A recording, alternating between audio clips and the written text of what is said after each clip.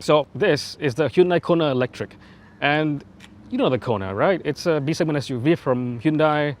It's Korean. This color is surfy blue metallic, and it's one of the first EVs to launch in Malaysia that isn't like a super atas, super expensive EV. In fact, this one here, the whole range starts from about 150K for an EV. That's the start of a revolution right there.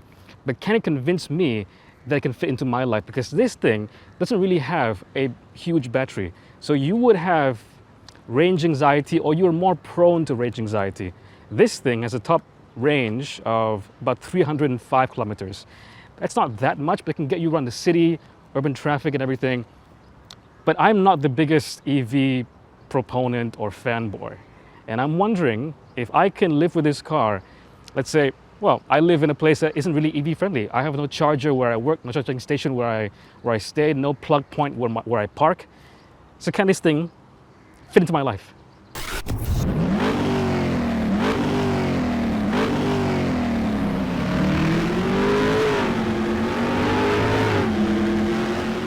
So the first thing about the Kona Electric is the lack of the grille. Sort of a Tesla thing, because the Model S had a fake grille that didn't do anything, didn't have any airflow through it, and then they just got rid of it and filled it out.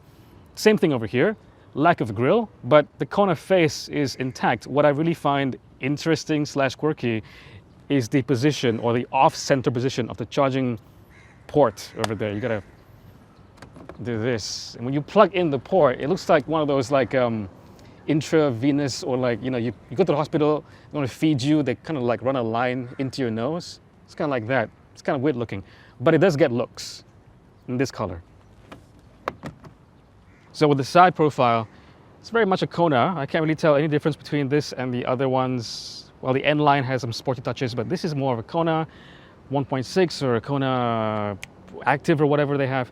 The front very unique, side quite normal, but the wheels are supposed to be aero efficient. They don't have a lot of, you know, inlets, a lot of flat surfaces.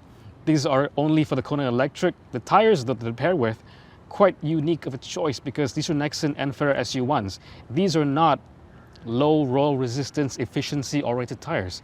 These are normal, sort of like between touring and high performance tires. And so these aren't really meant for efficiency. Could you eke out more range if you had a better tire? I don't know. From the front, you can tell it's a very Kona. It's a Kona with the difference. It's an electric Kona. From the front, there's no grille. From the back, you have this badge over here to tell people that you're driving an EV and you should feel good about yourself. There is one more difference.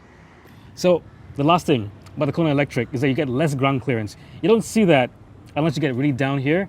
There is this kind of reinforced steel area, which I guess is like the casing for the battery. I don't know, you lose about maybe 2 inches of ground clearance. That's about it. And it acts as a safety casing for the battery, so you won't be smashed up on like humps or whatever. So what do you get in terms of tech with the Hyundai Kona EV? Well, this is the E+, the mid-spec, okay? So you get the 7-inch screen over here, infotainment screen, you have Android Auto and Apple CarPlay connectivity, wireless by the way, and down here you have the wireless charger, key compatible, so you just throw your phone in there, it'll be charging, that's all good. For over here you have a pretty wide and quite clear driver's info display, or digital instrument cluster, and it is pretty responsive. The whole interface is pretty responsive, and you do also get a head-up display just ahead of you. So, you know, this being a B-segment SUV, it is very futuristic in terms of being electric, but it also presents that through its in-car tech. Also, it comes with the full suite of Hyundai Safety Sense. So you get AEB, you get blind spot monitoring, you get lane keep assist, which is quite annoying because it always beeps at me. You have driver attention warning. You have rear cross traffic alert, forward collision warning. You know, it's a long list, but you're covered. Sitting inside, you don't really tell there's an EV. Well, you have a very Kona steering wheel ahead of you. The whole dashboard is very familiar. You've been in the Kona before. Everything is the same, you know. But you do notice little things. Like instead of a gear selector, like normal, you would get buttons over here. So P, R, and D. But then you go into the menu system, and there's an EV-specific menu where you can, you know, monitor things like charge levels, how much you're actually using, and more more specific detail about the EV system and how much you can go on one charge. But yeah, it's the same. The pedal shifters don't work. I mean, they work in the way that you might not expect, because there's no gears. There is a reduction gear, yes, but in this case, you control how much regen braking this car applies at any one time. And that's the downshift. Upshift is to undo the regen braking you just applied. It doesn't really work intuitively if you're used to using a normal gearbox, but there you go. That's an EV. What I do have to say is that I like this color combo. Okay, just not with an EV, but with any car. You have a black interior, and that's all boring and dark and dim. But in this case, you have a light gray option, and I suggest everyone buying a Kona EV to get that. In fact, if they even have it on the Kona, please get that. Because it's so much more light, it just feels more premium inside. The materials themselves aren't that great. There's some hard plastics over here, you know, there's a bezel over here that's quite big around the screen, so you can nitpick. But in terms of overall feel and how it makes you kind of like the ambience, how it affects the ambience, silver over here, light gray, sort of faux leather. The seats themselves are quite nice, perforated leather. It is a nice place to sit. So, we're in the Kona EV, and the rear seats are okay. There's not any difference that I can tell, because the batteries they chose to put on the floor, of course, but they actually sacrificed ride height and ground clearance to make sure that you have maximum interior room. And it's okay. The Kona was never really a leader in terms of back space for rear passengers. So right now, this is my driving position. I have about maybe a fist and a half of seating space for my knees. Headroom is okay, but let's say you were someone who's got a lot more height than I do, let's say 6'4", yeah, I'm gonna struggle with this. Same thing with knee room. But it does feel airier because you have the headliner itself is a light color. You have this contrasting black with light gray. It does feel like a nice place to be. Just not a lot of space to go around. Let me just say this. I do like EVs generally. I just am skeptical about a few things, namely their batteries. They take too long to charge. Usually it doesn't go far enough in the cars, and they don't really last. Like, look, this battery, I don't really trust it. It's smashed up. The battery in my phone, I've had it for 3 years, and it tells me that I need to replace it because it's only holding about 70% of the charge after 3 years. That doesn't really bode well for a car, because the car is mostly battery at this point. I don't know, there's still some doubt in my mind whether or not EVs with the current battery tech that we have are the future.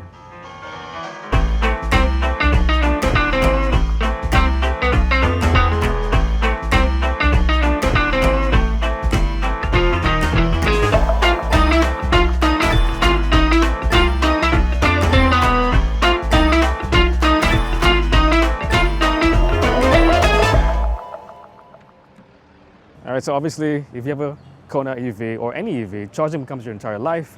And if you're like me, you live in a condo, you have no choice but to go around finding a charging station. But if you don't do that, if you have a house and you have like a socket near your car, you can plug this baby in and charge it from the wall like your phone. But that'll be a very slow charge. It'll take you 22 hours to get this Kona EV. It's 39.2 kilowatt hour battery to a full charge in 22 hours. So if you want to wait, that's good. But if you don't want to wait so long, this Charge EV station will charge up the Kona EV, this Kona EV, in 4.5 hours. So that's about the time it takes to have lunch and a coffee. But if you're lucky enough to find a DC charger, a fast charger, that can take the car from 0 to 80% in about 47 minutes. That's pretty good. So the range is limited in this Kona EV with a smaller battery, but the upshot is the charging takes less time. So yeah, charging stations are hard to find, so it'll be a big part of your life, just finding one that isn't occupied. Its 305 kilometer range is an ideal figure, I think, because when I collected the car from Hyundai the first day, it told me that I had 270 km of range on a full-ish battery. And if you're zipping around the Klang Valley doing errands and stuff, yeah, you'll eat that up pretty quick. Look, I don't mean to downplay the significance of the Kona Electric. Its price and feature richness might be a significant motivator for people to buy EVs and become early adopters. But mass adoption can only happen if EVs present a better experience compared to combustion-powered cars. Being clean and green just isn't enough. Alright, fine. Whatever. Is the Kona Electric actually worth buying because of how it drives? I think so. Let's find out. Kona EV. This is the E+, the mid-spec. 39.2 kilowatt-hour battery. I have no indication that the car is on or off besides looking at the screen. It's off right now, by the way. So, brake, start button, little chime. The screens are on. I hear the air conditioning kick up. So that's indication enough that I'm in a car that is turned on. So, buttons ahead of me instead of a gear selector. Press D, doors locked, and I can be on my way. Thing is, of course, there's no sound. So I'm pretty sure Hyundai had to find another way to not annoy their drivers, because let's say you're driving an EV, like if you're driving in a normal car and you hear a rattle, it's not so out of place because you have vibrations happening around you all the time, with the engine, with things in the road, other cars passing by, other noises. In an EV, because it's so silent, you want a car that has really good NVH levels. Because if you have like this one tiny sound that is disturbing a little bit, it'll just annoy the heck out of you because you just hear that only all the time. Anyway, right now, there is no difference in how this thing behaves. The way the throttle behaves, the way braking behaves, nothing is different. By the way, I'm in the Eco mode. There's 3 modes. There is Eco, there's Normal, and there is Sport. So, just to conclude the whole okay, what's the difference between driving an EV and a normal car? No difference. Lack of noise, better NVH, because I think Hyundai or whoever makes an EV would definitely want to improve NVH levels, because it'll just drive you crazy if you don't do that. But apart from that, it's just the same. Let's say I had my stereo on and I was playing some music, whatever. That'll just have completely leveled the playing field when it comes to driving an EV and a normal ICE car. Because there's nothing you would hear differently. But right now, no radio, no nothing. Just the tire sounds and maybe some wind a little bit. And that's it. The road noise, that's it. Other cars, that's it.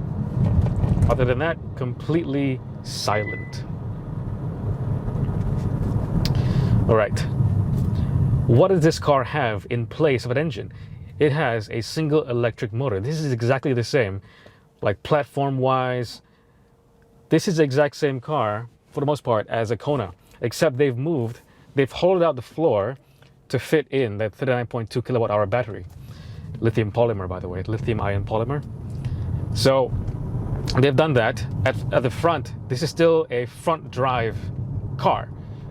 But instead of the engine, you have a single electric motor producing 136 PS and 395 Newton meters of torque. That's a lot of torque for a little tiny B-segment SUV thing. So it does feel very alert and very alert, very eager to get going, because obviously you have no lag whatsoever from the electric motor. It just gives you everything torque-wise instantaneously. And I'm not even in the sport mode. I'm in the eco mode. It's supposed to be serving and conserving energy. But I don't feel like I'm missing out on just point-to-point directness. Right now, Hyundai says in the real world, WLTP, it should get around maximum 305 kilometers of range, which sounds like a lot, but it varies. It varies depending on where you live, access to charging stations, or just a plug point near where you park. That all can really, really vary. Just mess with your head if you don't have a charging station nearby. You got to plan your entire daily routine around that, or like weekly routine, because if you don't have access to a charging station, you gotta okay, I gotta find a charging station and I got to go to a time where I know it wouldn't be occupied or less likely to be occupied, plug in. And before that, like, you must have a Charge EV subscription or a membership or whatever, just to make sure you have access, because Charge EV is the most widespread charging infrastructure in Malaysia right now. That being said, it isn't very fast. With the 11 kilowatt charger that I plugged into the other day, it takes 4.5 hours to get the car from like almost 0 to 90-ish%. And that is a lot of time to be spending. So that's half a day. Let's say you're working, and you would have to spend a half working day being somewhere that you might not want to be or aren't productive at. That is less convenient than having a normal car. That's just the state of EVs today in Malaysia. You just don't have that convenience factor.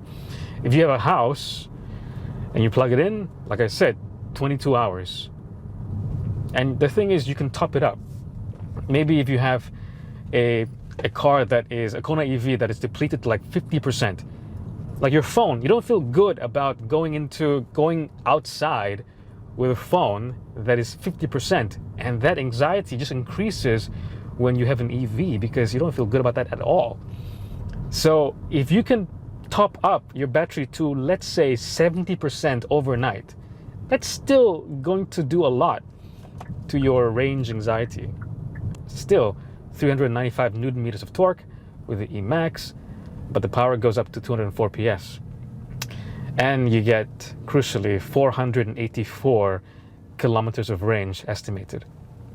That's going to be different. That's going to be a lot more reassuring.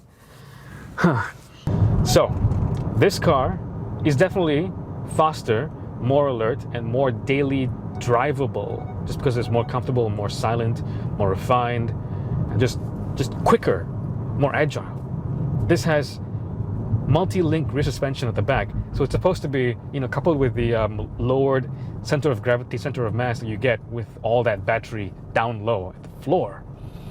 It is supposed to be a great handler, at least in theory. But whatever they tell you about hybrids and PHEVs and EVs having great handling because of that center of gravity thing, just take it with a big grain of salt, with a big spoonful of salt, because from where I'm sitting right now, I can't tell any difference between this and the Kona that I drove some months back. It's not something I can actually point to and go like, wow, that Kona EV really handled so good because it was an EV. No, I can't say that. It's just not true. Who is it for? This costs just under 170,000 ringgit in this spec, the E+. And for that, you get a very sophisticated vehicle. It's very silent. It is the perfect, like, grocery getter, okay? Because you can go to somewhere fairly close by. You gotta plan your charging, routine, every once in a while, sure, but you can go somewhere nearby, get some errands done, come back. You can do that in total silence. You can do that with great refinement. This is a B segment SUV, but the refinement in here is really excellent. This is a great car for maybe 10 years down the road, where the charging infrastructure, the charging network is a lot more developed. Right now, I'm living in the most developed part of Malaysia, and still I have trouble finding a way to charge this thing conveniently without going out of my way. We're all working these days. You can't just screw off to charge your car and have to be stuck there for 5 hours. But that's what it's asking you to do. Ideally, you would have a charging station both at home where you park, that be it in a house, that be it in a condo. Every condo/house would have a charging station built in. And then you would go to work, and your work parking would also have a free charging station built in, so you can just plug in when you get there. You would always walk out to your EV with a full battery, or at least a battery that is substantially recharged from when you left it. But we don't live in that world. And there might be places in the world where that is almost the case. But for us in Malaysia, even in KL, even in PJ, we are at least 10, 15 years away from that reality. And that is the biggest reason why EVs, for a lot of people, don't make sense, and why hybrids and PHEVs do. But so far, it is a very impressive machine that doesn't quite fit into most people's lives, mine included.